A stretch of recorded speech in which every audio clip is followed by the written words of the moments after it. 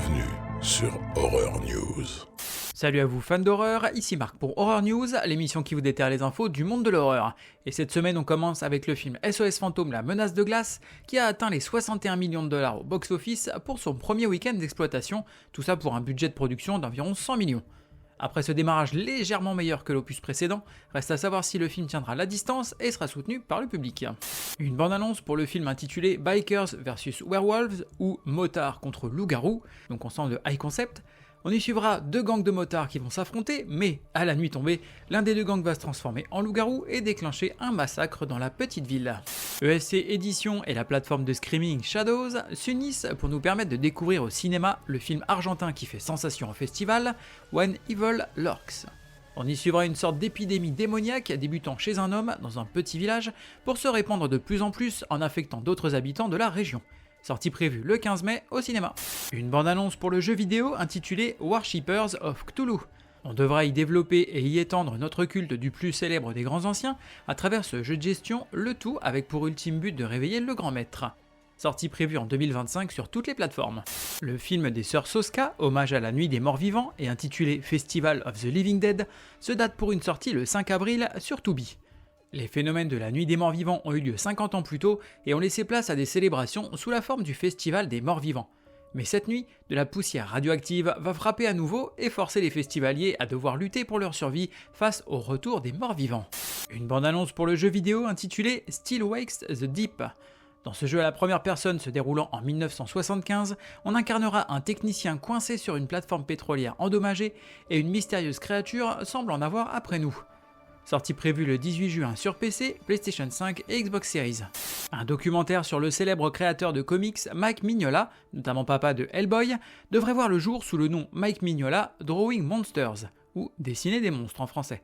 On y suivra l'histoire de Mike Mignola, créateur d'un univers connu dans le monde entier, et ce à travers des images d'archives exclusives, des démos de dessins ou encore des interviews de guests tels que Guillermo del Toro, Doug Jones, Neil Gaiman ou encore Ron Perlman. Un nouveau film Hellboy, intitulé Hellboy The Crooked Man, devrait également sortir cette année. Alors qu'il a bénéficié d'une sortie limitée durant 3 jours aux États-Unis, le film Winnie the Pooh Blood and Honey 2 semble bien démarrer, puisque les premiers retours sont bons et qu'il bénéficie pour le moment d'une excellente note sur le site Rotten Tomatoes. Reste à savoir ce que ça va donner quand il sera réellement disponible partout.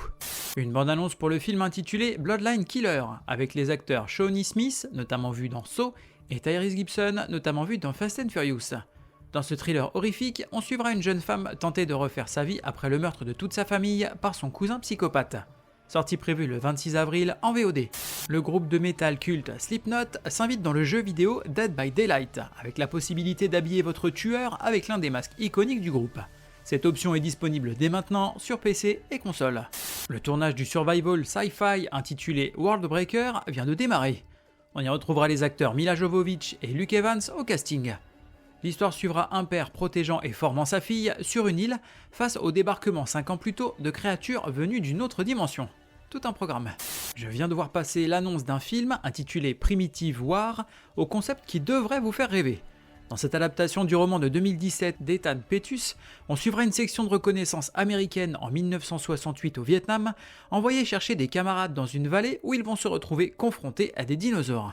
Ça me fait fortement penser à Commando Ninja ça.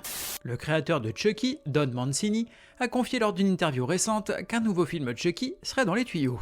Le réalisateur Damian Leone, créateur de Terrifier et de l'iconique Art le Clown, a posté sur ses réseaux sociaux qu'alors qu'il était en cours de tournage de Terrifier 3, il venait de filmer l'une des scènes les plus intensément horrifiantes de la franchise, scène qui avait causé la fuite de certains membres de l'équipe. Rappelons que le second volet de la franchise avait déjà provoqué des malaises et vomissements chez certains spectateurs, vous pouvez donc préparer les sacs à vomi. Sortie prévue le 30 octobre au cinéma. Une bande-annonce pour le jeu vidéo intitulé Don't Be Afraid 2. On y suivra à nouveau David, s'égarer entre cauchemar et réalité, alors qu'il tente de sortir d'un abominable manoir lié à des événements traumatiques de son passé. Alors que le second volet des aventures meurtrières de Winnie et ses amis vient de sortir aux États-Unis, l'équipe confirme déjà qu'un troisième film Winnie the Pooh Blood and Honey serait en développement. Il devrait encore une fois avoir plus de budget et ramener de nouveaux personnages, tels que les Effélants, Coco Lapin et les Woozles. Des nouvelles du prochain film de la franchise Fear Street sur Netflix, intitulé Prom Queen, et adapté du roman du même nom. L'histoire se déroulera donc en 1988 et verra la course au titre de reine du bal de promo perturbée par une candidate inattendue et la disparition successive de plusieurs prétendantes. L'adaptation filmique de l'œuvre de Stephen King, intitulée Le Singe, produit par James Wan et réalisé par Osgood Perkins, a terminé son tournage. La nouvelle tirée du recueil Skeleton Crew de 1985 suivait deux frères trouvant un vieux singe mécanique dans le grenier de leur père qui déclenchait une série de morts étranges dans leur entourage. S'étant débarrassés du singe depuis de nombreuses années afin d'arrêter le phénomène, les morts avaient cessé. Mais celle-ci semble reprendre et les deux frères vont devoir faire à nouveau équipe pour le détruire une bonne fois. L'actrice Courtney Cox serait actuellement en négociation pour reprendre son rôle de Gale Weathers dans le prochain film de la franchise Scream. Son personnage était présent dans chaque film depuis le tout premier en 1996. Une bande-annonce pour le jeu vidéo intitulé Perish. Dans ce FPS coop épique, vous affronterez des hordes de créatures démoniaques alors que vous êtes coincé dans le purgatoire et essayez d'atteindre l'Elysium. Sortie prévue le 15 avril sur PlayStation et Xbox. Une suite au film Ready or Not, ou Wedding Nightmare en français, serait en développement avec le réalisateur Adam Robitel, notamment connu pour Escape Room, en cours de négociation pour diriger le projet. L'actrice Samara Weaving devrait reprendre son rôle de Grace. J'ai vu l'exorciste 2747 fois, à chaque fois je me marre comme un bossu. Côté cinéma, on va avoir Godzilla, Kong, le nouvel empire. D'abord ennemis puis alliés, Kong et Godzilla vont devoir à nouveau combattre côte à côte face à un nouvel ennemi qui a pris le pouvoir dans le monde des titans et qui en menace l'équilibre naturel, le roi Scar. Sortie prévue le 3 avril. The First Omen au cinéma US. Après avoir été envoyée à Rome pour entrer au service de l'église, une jeune américaine se retrouve bientôt confrontée à des forces obscures qui l'amènent à remettre en question sa propre foi et à lever le voile sur une terrifiante conspiration qui entend donner naissance à l'incarnation du mal. Sortie prévue le 5 avril aux US. Ça fout les miquettes, hein. Côté VOD, DVD et Blu-ray, on va avoir Mr. Sleep en VOD. Un tueur dérangé nommé Mr. Sleep se venge d'un groupe de patients souffrant d'insomnie qui, selon lui, ont volé ses souvenirs. Sortie prévue le 2 avril. The Glenarma Tapes en VOD. Au printemps 2020, 5 étudiants et 2 professeurs du Mid-Ulster College of Art disparaissent dans une forêt de la côte nord de l'Irlande. Ce qui s'est passé le jour de leur disparition est resté un mystère jusqu'à maintenant. Sortie prévue le 2 avril. Wolf chez ESC en Blu-ray. Lorsque par une nuit de pleine lune, l'éditeur new-yorkais Will Randall se fait mordre par un loup qu'il a renversé en voiture, il ignore que cet accident va changer le cours de sa vie. Sortie prévue le 3 avril. Thanksgiving chez ESC en Blu-ray. Un an après qu'un Black Friday a viré au chaos, un mystérieux tueur s'inspire de la fête traditionnelle de Thanksgiving et terrorise la ville de Plymouth, berceau de la célèbre fête. Sortie prévue le 3 avril. Model House en VOD. Un groupe de mannequins féminins se retrouve pris en otage dans une villa lors d'un home invasion, mais elles ne vont pas se laisser faire. Sortie prévue le 5 avril. N'ayez pas foi en de tels breloques mensongères. Côté streaming, on va avoir cette semaine sur Shudder The Gates, Mute Witness, Drag Me to Hell, Ghost Stories, The Rental, The Wind, At the Devil's Door, Summoning Sylvia, Madman, Creepshow, Gateway, Wakewood, Emily et Baghead. Cette semaine sur Tubi, on va avoir Festival of the Living Dead, Low Lives, Get Out, Gremlins 1 et 2, Lake Placid 2 et 3, Return of the Living Dead 2, The Thing de 82 et The Twilight Zone The Movie. Ensuite on aura Godzilla vs Kong sur Netflix. Des scientifiques cherchent à atteindre la Terre creuse, une sorte de monde oublié dans les profondeurs de la Terre. Mais seul Kong semble pouvoir les y mener et Godzilla ne voit pas d'un très bon œil ce voyage, déclenchant un affrontement entre les deux titans. Sortie prévue le 2 avril. Baghead sur Shudder. Une jeune femme hérite d'un pub abritant une créature métamorphe dans son sous-sol, et elle va l'utiliser afin de permettre au public de confier un dernier message à un proche disparu. Mais chaque séance a un prix. Sortie prévue le 5 avril. Festival of the Living Dead sur Tubi.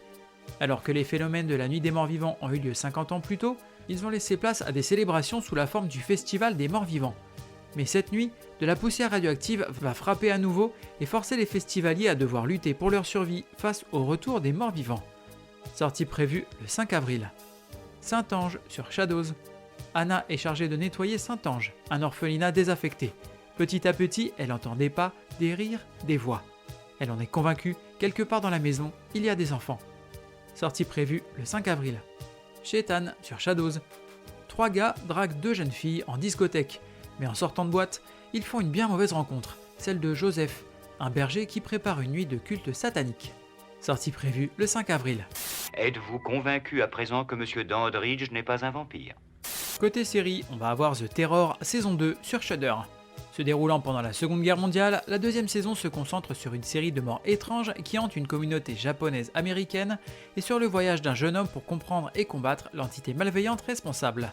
Sortie prévue le 1er avril. American Horror Story Délicate sur FX.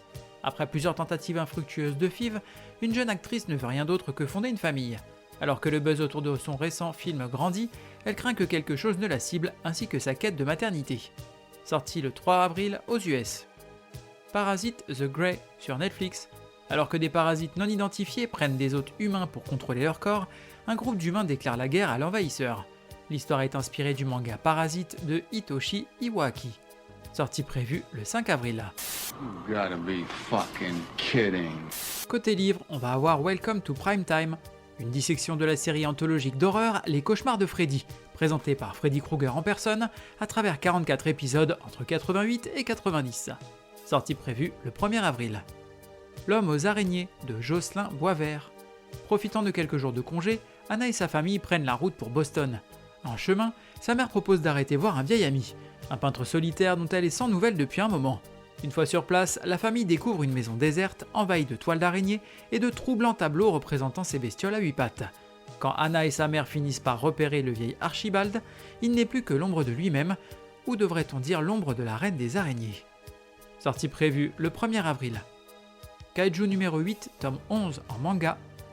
L'histoire suit Kafka Ibino, un homme qui, après avoir ingéré un kaiju, acquiert la possibilité de se transformer en un kaiju et doit maintenant naviguer en utilisant son pouvoir tout en essayant de faire partie d'une organisation qui élimine les kaiju pour tenir une promesse qu'il a faite avec un ami d'enfance. Sortie prévue le 3 avril. Tueur de vampires, les vampires nous appellent. Côté jeux vidéo, on va avoir Withering Rooms sur PC, PlayStation 5 et Xbox Series. RPG d'horreur se déroulant dans un manoir victorien généré de manière procédurale et qui change chaque nuit. Explorez Mostyn House pour collecter les objets et affronter un énorme groupe de morts-vivants, de fantômes et autres sorcières. Sortie prévue le 2 avril. Terminons cet épisode avec une reco et ce sera le livre Nos plus beaux effets 2.